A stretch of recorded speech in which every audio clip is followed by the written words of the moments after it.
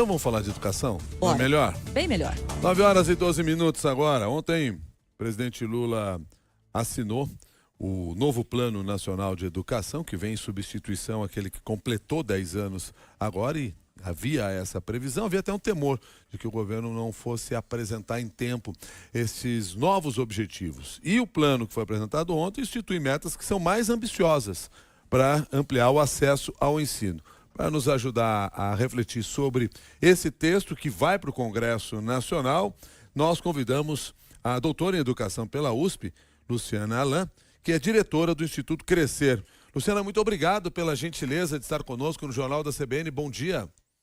Bom dia, Milton. Bom dia, Cássia. Obrigada a vocês pela oportunidade. Bom dia, Luciana. Considerando que nós não fomos capazes de atender às metas que estavam previstas no plano de 10 anos que se encerrou agora, faz sentido a gente ser ainda mais ambicioso nas metas no novo plano? Boa pergunta. É um grande desafio, né? Nós não conseguimos cumprir nenhuma delas completamente. Nós temos aí 4 que estiveram mais próximas de serem cumpridas e estamos buscando ainda mais. Pelo que eu percebi, pelo que eu tive acesso ao documento, aonde elas estão sendo mais ambiciosas são nos aspectos que nós tivemos um avanço mais significativo. Então, acho que faz sentido, sim. Né? Então, na questão, por exemplo, de nós termos mais profissionais com a qualificação de mestrado e doutorado, é um aspecto que nós avançamos, não atingimos a meta, mas tivemos um avanço importante, então vale a pena, sim, a gente ampliar essa meta nesse momento. Agora, nós temos ainda muitos desafios em muitos outros aspectos onde nós realmente não chegamos nem perto, nem na metade dessa meta, e aí realmente a gente tem uma situação bem mais complicada. Quero te ouvir sobre isso, Luciana. Quais são os pontos mais desafiadores e que a gente deve ter mais dificuldade para conseguir chegar a esses objetivos do plano? Na minha percepção, é a questão da alfabetização. A alfabetização é uma meta que é ambiciosa, porque ela depende, para que a gente consiga realmente promover a alfabetização, ter aí 100% das crianças alfabetizadas até o final do 2º ano, nós precisamos promover o acesso, né? Começa pela questão do acesso, a questão da infraestrutura, a questão da formação dos professores, a questão do compromisso da família, né? Conseguir realmente envolver a família nesse processo. Então, são muitos desafios que perpassam esse tema, que vão muito além do trabalho que o professor faz em sala de aula. Então, conseguir realmente avançar nesse aspecto, nós temos que ter aí um trabalho, uma cooperação que seja da União, com estados, os municípios, toda uma articulação intersetorial, um fortalecimento das políticas públicas já existentes, das políticas de saúde, de proteção dessas crianças, de justiça. Todos esses aspectos acabam impactando o resultado que a gente vai ter na aprendizagem da criança. Não é imaginar que a aprendizagem está só ligada ao trabalho que o professor está fazendo em sala de aula. Sem contar que nós precisamos realmente ter mais professores ainda preparados, qualificados, presentes na sala de aula. Nós temos ainda um grande problema aí de falta de professor.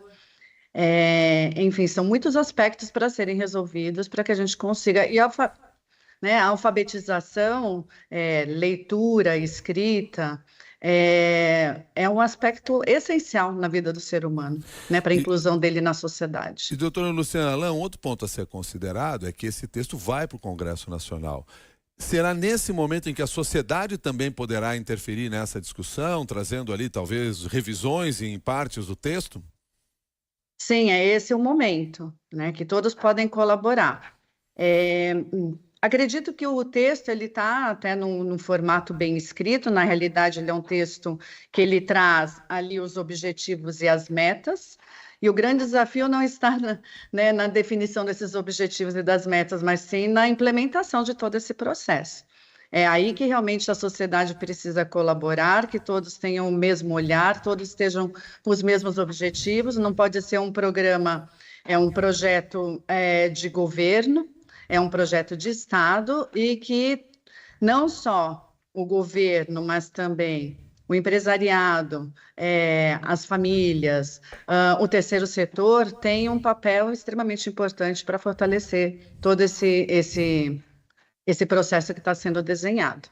Tem uma questão também, né, da equidade, né, que é contemplada aqui no plano e que diz o seguinte, que a razão dos resultados de aprendizagem entre grupos sociais definidos por raça, sexo, nível socioeconômico e região deve ser igual ou superior a 90% no final do plano de alfabetização, isso no ensino fundamental e no ensino médio. Agora, não tem uma meta atual, então fica um pouco até difícil pensar em como nós estamos para saber onde vamos chegar, né? Nesse caso, o que a gente pode esperar na sua avaliação?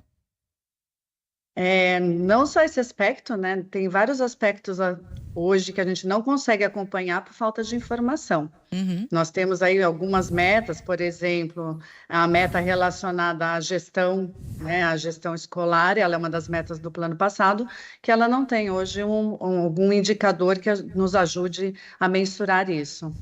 Então, a questão realmente do acompanhamento é um desafio. A gente tem ferramentas que permitem isso. Acho que a gente já aprendeu muito a fazer avaliação, a gente tem ferramentas tecnológicas que ajudam nesse processo, mas a gente precisa ter realmente um olhar para para conseguir realmente dar sequência, né, ao processo de avaliação.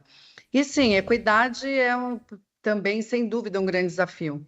Equidade, o que significa equidade? A gente conseguir garantir que todas as crianças e jovens têm o direito de aprender.